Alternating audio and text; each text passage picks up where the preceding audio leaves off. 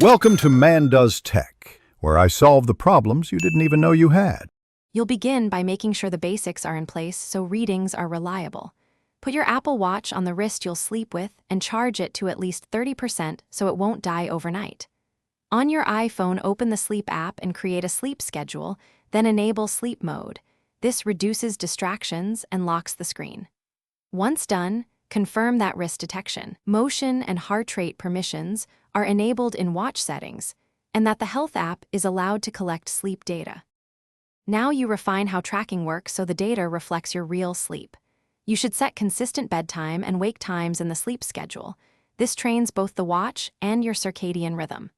Make sure wind down shortcuts and sleep focus are configured to silence alerts and dim screens. This reduces false activity. Also enable Do Not Disturb during your window. Finally, check that you're recording time in bed, sleeping heart rate, and respiratory rate where supported. These metrics explain sleep. Finish by interpreting results and handling problems if they arise. Each morning, open the Sleep app or Health app to review total sleep, time in bed, and trend charts so you can spot patterns. If you see missing or inconsistent data, make sure iOS and watchOS are up to date, permissions for Health are granted, battery wasn't depleted overnight, and the watch sat snugly on your wrist. If issues persist, wear it nightly for a week to recalibrate and restart both devices.